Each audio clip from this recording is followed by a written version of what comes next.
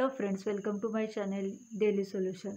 आज आपण पाहणार आहोत इयत्ता 4 बालभारती कविता 11वी नाखवा दादा स्वाध्याय। Please like, share and subscribe.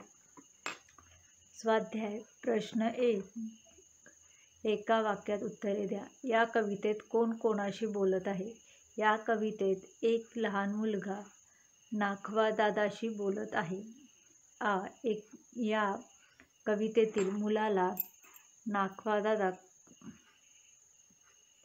कोणत्या नावाने हाक मारतो? या कवितेतील मुलगा नाखवा दादा सोन्या या नावाने हाक मारतो। हिरव्या रानात कोण आहे? हिरव्या रानात पांढरे शुभ्र ससे आहेत। पानापानात कोण लपले आहे? पानापानात दवबिंदू लपले आहेत। मुलाला कशावर झोके घ्यायचे आहेत? मुलाला इंद्रधनुष्याच्या कमानीवर झोके घ्यायचे आहेत। नाखवा दादा शेवटी मुलाला काय म्हणतो? हे सोनेरी कवडशा, तुला खाडी पलीकडे न नेऊन कसे चालेल? असे नाखवा दादा शेवटी मुलाला म्हणतो। जोड्या जुळवा। अ गट ब गट। सशाचे डोळे, फुलपाखराचे 3 दवबिंदू।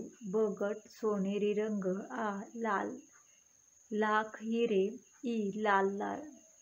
सशाचे डोळे लाल लाल, फुलपाखराचे सोनेरी रंग, दवबिंदूचे लाख हिरे। तुम्ही काय कराल ते सांगा? नदी काठावर उभे राहून नदीच्या आजूबाजूला परिसराकडे बघत राहीन। दूरवर जाणाऱ्या नदीचे निरीक्षण करेन।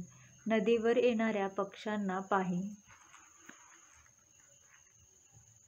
उन्हात गेल्यावर सावली कोठे मिळेल का ते पाहीन, शोधेन व सावलीत उभी राहीन। पावसात भिजल्यावर पावसाच्या पाण्यात होड्या सोडेन। पावसात भिजण्याचा आनंद होईल।